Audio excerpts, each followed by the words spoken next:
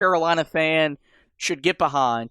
It's a different way of saying, you want complete buy-in and all this and all that mumbo jumbo that Roy Williams always said. But the way he said it really got Carolina fans fired up. We're going to show up. We're going to show up. We're going to show up to shoot around. We're going to show up to practice. North Carolina is going to show up every game, every day, every second, every possession. North Carolina will be there. And, we were joking, in pre-pod talking about this audio. And you were like, well, we got to hope that's true because there were some years that Carolina, or sometimes this year, Carolina didn't show up. You look at certain games where they were just completely not there 100% mentally, physically, and emotionally. And, one of the biggest worries that I had about hiring him leading up to it was that he was a very emotionless guy on the bench. But he further explained that he thought that wasn't his job to be that guy on the bench to show that kind of emotion. He thought that was the head coach's job. And if you hear, Marcus Page had a conversation with Adam Lucas saying he's the most fiercest competitor he's ever been around. So he's got this drive, this determination to win. And I do think we're going to see that. There was a joke about when Matt Doherty took the head coaching job back in 2000, one of the first things he did to kind of show there was a new era was that he called he got a technical foul really early in this home opener because Bill Guthridge always just sat there and didn't coach supposedly. I wonder with Hubert Davis, is he going to just call a timeout to shut Carolina fans up? Because for 18 years... Tips the ball off, timeout. Because for 18 years, that's all we've heard Tar Heel fans complain about is, well, he doesn't call timeouts. What I'm getting at is this. I do think... Well, you know what? You know who else didn't call timeout? Mark Few. And what happened for them? They hit a game-winning shot and went to the national title game. Yeah. So, yeah. But whatever. You always have to call timeout, right? I do think, not saying that the players had tuned out Roy Williams and his message. I do think it'll be refreshing to hear Hubert Davis get up there and get these guys to, because there's no denying this team last year wasn't 100% bought in. The team of 2020, even though they were injured and were ridden with less talent, they were completely bought in. He hasn't really had a team bought in since that 2019 team, in my opinion, and then that 17 team that won a national championship. So now Hubert Davis was on those staffs, and maybe he can tell us otherwise. But I do think it will be something to see just Carolina's energy, their effort, if it's more with a new voice leading them. And the last piece of audio we will touch was arguably the most interesting. I'm not going to say controversial, but it caught Carolina's attention, and that's the potential return of big man Walker Kessler. Walker here. He's a Carolina guy. I've enjoyed being one of his coaches last year. He's a wonderful kid. I can't think of anybody better to be around, an unbelievable, charismatic personality and somebody that just wants to get better and to work every day. And look, I got to tell you, you don't make that comment in your introductory press conference if you're not convinced you at least have a legitimate shot of bringing back Walker Kessler. It'll be interesting to see if he does, in fact, return to school, our reaction to that, because a lot of people believe that his decision to leave fueled Roy Williams' decision to ultimately retire. Roy Williams just said that kind of confirmed it. Wasn't really anything that really led to his retirement. But he's kind of playing with villain status here if he doesn't come back. I mean, I've seen people that say they don't want him back. I mean, it's going to be interesting to see what kind of reception he would receive, because I think that there are a lot of people that want him back, but I also feel like there are a lot of people that are kind of up in the air about how they feel about him. There are some questions. And I mean, look, I think there's legitimacy to both sides. I want him back on the team because I think that he has a ton of upside. I want to win. And, yeah, I think he gives you a better chance to win. But I also understand the people that are saying, look, man, we don't know. There could be any time, even when he comes back, that he just says, this still isn't what I want. I'm going to go back into the transport. That's the risk that you're kind of running. So, I mean, I understand both sides. I did think it was interesting that was brought up. Now, he was asked a question about it. This was not information that he just offered up. But yeah, I agree. He could have not answered it. He could have just said. Could have not answered it. Could have said, that's something that is happening. We're working on it. Whatever.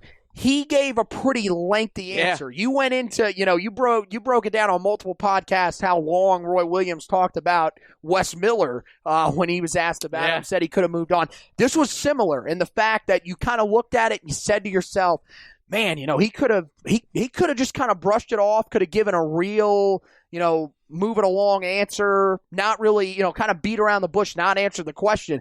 That was not what he did. Yeah. So it is interesting. I think it would definitely be welcome because, look, I mean, you look in the transfer portal. I know there's other guys out there. He's the best forward prospect in that transfer portal right now. We saw last year when he started to get settled, when he started to figure things out, once he got over, the early season, remember, he was in COVID protocol originally. You could tell that he was a little bit out of shape because he had been away from the team. Didn't get to kind of go through that final sprint before the season started to sort of get himself 100% ready for the season. You could tell that he was a little bit out of shape and everything like that. Once they got later into the year, we really saw what type of player he was. So that would be huge for him to be able to come back to Carolina next year, especially if Armando Bacot does go, gets rave reviews, and does go to the NBA, which is possible. I think that a lot of people are sort of just looking at that situation and saying, he's definitely going to be back.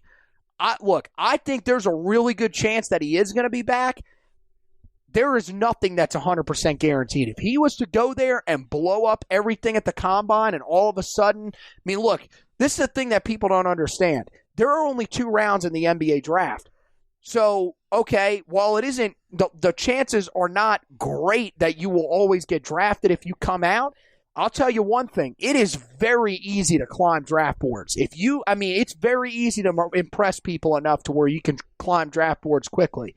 So we'll have to wait and see. But if you get Walker Kessler back, that would have you in a spot where even if you somehow do lose Bacot, you're feeling like, okay, we're still going to be in a pretty decent spot. Yeah, and I mean, the other thing is that if you get him to come back, he's got an idea of how the Carolina system works. There's not that adjustment period that most transfers have when they transfer in, or like incoming freshmen. He's already went through that and somewhat, but also in a COVID setting. Hopefully, if we're out of COVID, it's not going to be as stressful as learning how to adjust to Carolina basketball. All that audio, courtesy of GoHeels.com. If you missed his opening press conference, go back to GoHeels.com. You can hear the whole, it's like 40 minutes or so, of him talking about becoming the 19th head coach of Carolina basketball. All right, before we get out of here, we touched on it a little bit, but with him being hired, there comes some questions. You're hiring a first-time head coach with no head coaching experience. And so I got a question that says, was he the right choice from the Carolina family? If you can go back, if you can remember back when we discussed about this, before he got hired, I was an advocate for Wes Miller. And I'll say this. I think Wes Miller right now is the better coach for Carolina basketball in terms of on-the-court success. I think they would be set up more to win right now under Wes Miller than Hubert Davis. But listening to and I watched the whole press conference live. I've listened to everything he said since he took the job. This is circa 2003 when you hired Roy Williams.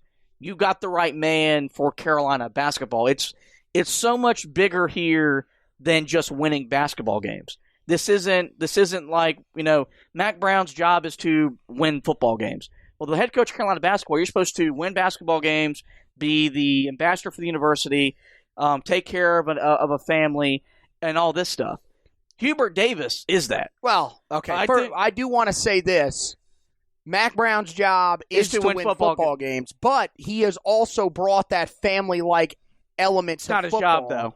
And I think he's going to make that a part of the job. But that's a football podcast that will be done when he retires. So the difference is that I think Wes Miller could win Carolina basketball, can win basketball games a lot sooner and a lot quicker. And I think Carolina's going to win big under Hubert Davis. But I do think everything that comes with the job, Hubert Davis was the right man for the job. I mean, look, I'm not I'm not going to say anything really against Wes in that respect. It's nothing against Wes Miller. It is that much of a compliment to Hubert Davis, because every person, you don't just get 30 people to come out and say positive things about you. You got to have a positive impact, and you've been in different places, college, the NBA, right. ESPN. You had the opportunity for people to talk down about this hire, and no one's done it. And so I think that speaks kind of volumes to the kind of man we're getting in Hubert Davis. I also feel like most people would have been the same way about Wes Miller. I really do think that. I'm just saying, look, because he didn't get hired, we didn't get to hear a Wes Miller press conference. We have no idea if he would have won his press conference. Hubert Davis won his press conference. He did exactly what he needed to do. He said all the right things. Now he's got to back it up on the court for sure. But I'm with you. I think right now where we sit, we're thinking to ourselves, we feel pretty confident in what he can do. All I'm saying is, in fairness to Wes Miller, we did not hear what Wes Miller had to say. This isn't like part of the job interview where you have to do these mock press conferences or whatever, and we get to see him and compare him and say, well, Wes would have been a really great hire as well. But yeah, I mean, I think that's a pretty astute analysis. I will say this: I feel a lot better about his hire now than I did when he was originally hired. Absolutely. And yeah, I think that one of the big things is, yes, you've heard multiple people around the program come out in support. There hasn't been anybody that's gone against the hire. To be honest with you, I don't think anybody would come out publicly and say that. But it seems like a lot of people really feel confident about the chances of Hubert Davis coming in and having success. And I think a lot of it is that, because he is such a big Carolina guy, they really do think what we think, that he is going to be able to put a really great staff around him. He's going to get a lot of guys that are going to be interested in playing at Carolina, living the Carolina lifestyle that he has lived, and maybe having a similar career path to what he did. And that's one of the things that I think is really interesting about him is, look, he knows the type of players that he's looking for. He was not a highly recruited guy coming out of high school. He will not be afraid to go away from a guy because they say, I want to play for Carolina, but I don't really know if I love Carolina. He will move off of that recruit and move on to somebody else. He will find those diamonds in the rough, which is something that I'm not going to say that Roy didn't try to do that late in his career because, I mean, for Christ's sake, he had Luke May later on in his career that was extremely successful, came in as a 3-star. But I think that part of it was, and you know what? Again, and I'm going to keep doing this. This podcast, this will be said often over the next couple of years.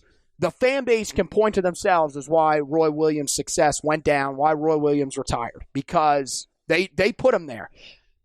They were on social media, all over the place. We need to recruit these top prospects better. Well, guess what? With these top prospects comes guys that don't give a rat's you-know-what about Carolina. They don't care. They don't care about Carolina the way that you're going to find if you get a guy like Luke May, if you get a guy like Hubert Davis was. Guys that will literally tell a head coach, I will walk onto your program to play for you. And, I referenced that after the season ended against Wisconsin and we were going through which has now become an offseason of uncertainty.